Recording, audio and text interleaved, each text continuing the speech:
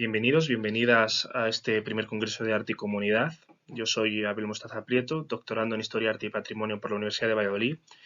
Y en esta ocasión quiero hablarles de una nueva perspectiva historiográfica que consiste en la aplicación de la ocultura como complemento al estudio de la historia y de la historia del arte. En concreto lo haré a través del estudio de dos casos en la provincia de Valladolid. Lo primero que cabe preguntarnos es qué es esto de la ocultura.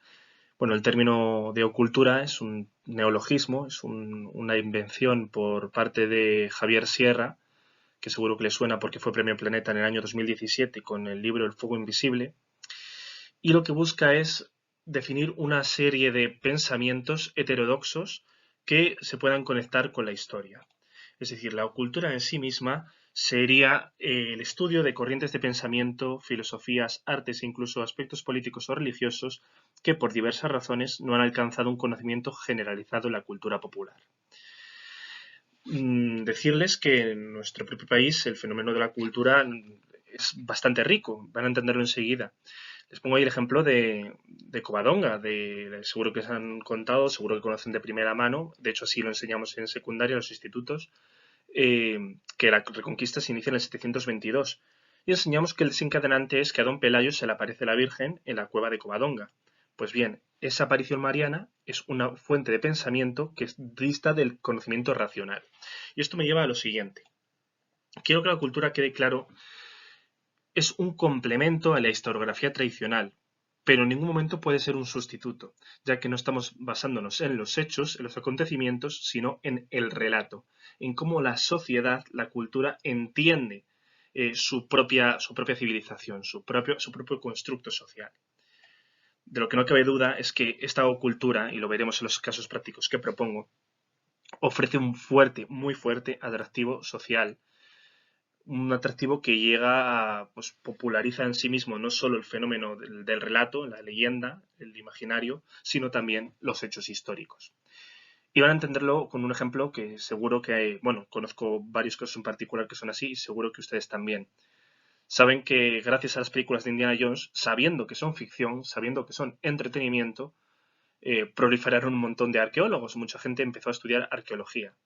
Pues bien, si a través del estudio de la ocultura fomentamos el conocimiento de la historia, no creo que no creo que sea nada peligroso ni nada malo. Estamos atrayendo al estudio de la historia a través del fenómeno de la leyenda, del ideario legendario, de las apariciones marianas, de las corrientes de pensamiento heterodoxas. Así pues, el componente esencial que no debe faltar nunca, mejor dicho, en el estudio de la historia, el estudio de la ocultura es el análisis histórico en sí. Es decir, la ocultura es un complemento. En ningún momento debe sustituir la historiografía tradicional.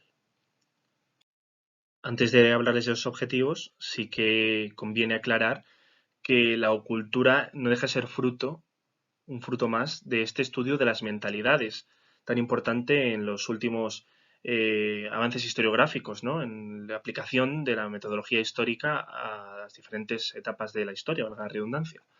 Y decir que tanto la ocultura como, por ejemplo, la etnografía, los estudios en folclore o la antropología tienen el mismo objeto de estudio. Esto es, la sociedad o el pueblo o la civilización, cómo ese pueblo, esa civilización se entiende a sí mismo, cómo forja su cultura a través de sus tradiciones, sus creencias. Bueno, pues la cultura, a fin de cuentas, no difiere mucho de estas disciplinas humanísticas. Así pues, el objeto principal de este trabajo sería explorar y demostrar a través de ejemplos específicos cómo la ocultura puede ser utilizada como una herramienta complementaria, y esto creo que quede siempre muy claro, como complementaria, no como sustituto, en el estudio histórico para descubrir y comprender aspectos menos conocidos de los hechos. Junto a este objetivo principal habría una serie de objetivos secundarios donde quizá el más importante es cómo la cultura nos sirve como método de divulgación histórica. A través de este relato llegamos a conectar con los hechos históricos en sí. Respecto a esta metodología que he citado antes también al hablar de cómo otras disciplinas como la etnografía o la antropología también emplean, decirles que no difiere mucho precisamente de la de otras ciencias sociales, ¿no? Pues, por ejemplo, la revisión de los libros que contienen información acerca del hecho histórico en sí. Lo importante, quizá la novedad de este estudio, es que es fruto de una ruta centrada en la ocultura, en conocer las leyendas, los mitos asociados a una población, a un monumento, a una sociedad, a una cultura concreta. Cuando pensamos en estos hechos, pensamos en ellos de una manera irracional. Y aunque efectivamente pueden ser fruto de la irracionalidad, desde luego dejan un sello muy fuerte en la población. Ejemplo de ello lo encuentran precisamente en esta diapositiva. Este es un San Roque de la Catedral de Palencia, en el que tras pasar el COVID, mucha gente ofreció como exvoto la mascarilla. Es decir, con la promesa de que San Roque les había curado del COVID, han ido a dejar su mascarilla. Aún así, es decir, en esta sociedad contemporánea sigue primando esta cultura, este acontecimiento de lo irracional, de lo milagroso en la sociedad. Me traslado ahora aquí abajo para dejarles ver bien la diapositiva. Bien, por cuestiones de tiempo no puedo explicarles las dos historias asociadas a los casos propuestos. Para eso tienen además el documento que acompaña a la presentación. Lo que sí que voy a hacer es ver si se cumplen esos objetivos que comentaba antes, según los cuales la ocultura sería un complemento ideal para la divulgación histórica. La imagen superior corresponde a la Noche de los Museos en la ciudad de Valladolid. Esa noche, junto con los compañeros de Reunard, explicamos para aquellos que se apuntaron con nosotros, con la asociación Reunard, el Palacio de Fabionelli, los bienes patrimoniales que el palacio conserva. A la ruta, hasta este pequeño tour turístico dentro del museo, se apuntaron 12 personas. Sin embargo, claro, el museo estaba abierto para todo el que quisiera verlo.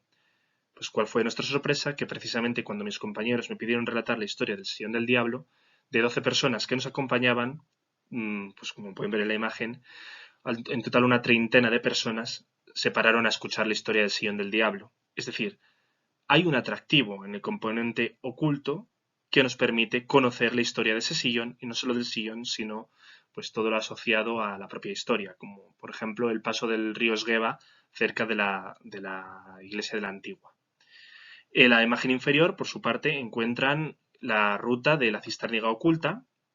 La realizamos con motivo de Halloween y simplemente, aparte que la imagen habla por sí misma, la ruta la anunciamos y había 3 meses para apuntarse. Bueno, pues en 6 días se apuntaron 100 personas.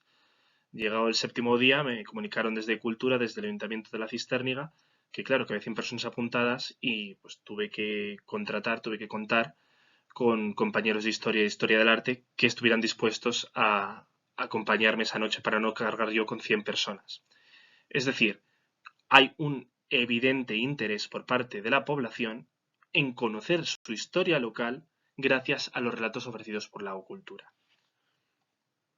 Pero esto no acaba aquí. Como les he dicho, parte de la metodología consiste en el análisis con otras rutas similares. La plataforma Rutas Misteriosas, esta plataforma que les he comunicado antes a nivel nacional, hace una ruta similar llamada Valladolid Misteriosa, en la que también se cuenta la historia del Sillón del Diablo, por ejemplo. Pues bien, este compañero de rutas, Juan Pasalodos, que hace la ruta de Valladolid Misteriosa, ve como sábado sí y sábado también el cupo de 25-30 personas se llena. Es decir, hay una clara necesidad de conocer la historia a través de estos relatos. Y bueno, personalmente no veo nada malo si, como decía antes con el caso de Indiana Jones, si a través de la cultura conseguimos una mayor divulgación histórica, precisamente hecha por personas dedicadas a esto, al conocimiento histórico. Llegamos así a las conclusiones que podemos extraer del análisis de estas rutas que les digo, de estas llamadas rutas misteriosas en las que la ocultura nos permite un profundo conocimiento histórico. Deciros que la primera conclusión que extraje es la relevancia y potencial de la ocultura. Como les decía, esta relevancia se muestra en el uso de la ocultura como una herramienta complementaria al conocimiento histórico, algo que es indudable, más si tenemos en cuenta que quienes realizan las rutas normalmente son personas formadas e informadas, bien por su propia formación académica o bien por, como pueden encontrar por ejemplo en la imagen, asistir a las fuentes principales. En este caso, la imagen corresponde al archivo de la Catedral de Valladolid. Es decir, es gente, como, bueno, en este caso soy yo, ¿no? Pero en el archivo investigando sobre las leyendas asociadas con la catedral. En tercer lugar, el impacto favorable y el interés del público por la historia. Es decir, si a través de estas rutas conseguimos que la gente muestre un interés en la historia, ¿cuál es el problema? Lo importante es que la gente conozca la historia. No le quita valor porque lo hagamos a través de la cultura. Y en último lugar, que lo puede contrastar muy bien precisamente creando una plataforma de rutas que se llama Rutas La Cisterniga. En Rutas La Cisterniga ofrecemos 4 tipos de ruta. Una ruta de arte sacro en la que se cuentan los elementos que contiene la iglesia. Una de historias de la Cisterniga en la que contamos relatos que nos cuenta la tradición oral. Otra que es historia de la cultura, perdón, de historia de la Cisterniga tras su escudo, en la que analizamos el escudo de la Cisterniga y lo que representa. Y por último, esta de la cisterniga oculta. Vemos como la que siempre llena el cupo, como les decía antes, es la de la cisterniga oculta. Mientras las otras, aunque las seguimos ofertando, se apuntan 2, 3, 4, 5 personas por semana, cuando hemos ofrecido de la cisterniga oculta, se llena siempre. Es decir, hay un claro interés y una importancia en promover y difundir este tipo de iniciativas a través de las cuales la cultura, como les decía, cumple una función primordial en el conocimiento del hecho histórico, en el conocimiento de la propia historia. Concluyo esta presentación dejándoles aquí la bibliografía empleada tanto para la elaboración de estas rutas concretas como para todo el trabajo en general. Y también les dejo mi dirección de correo electrónico a la cual pueden escribirme, criticarme, pedirme opinión, lo que ustedes consideren y yo les responderé en la medida que mis capacidades me lo permitan. Quisiera acabar la presentación dándoles las gracias por haber aguantado hasta el final y igualmente les animo, si no lo han probado, a hacer rutas similares, a hacer proyectos similares en su localidad, en su comunidad, para que vean que efectivamente el interés en la historia no ha desaparecido. Simplemente hay que darle nuevos enfoques, como puede ser el enfoque de la cultura, y verán cómo precisamente la historia está más viva que nunca. El interés en el estudio humanístico está más vivo que nunca. Simplemente hay que darle nuevos enfoques, nuevas perspectivas, que seguro enriquecerán el conocimiento histórico. Así que sin más, les veo en próximas comunicaciones. Muchas gracias por su atención.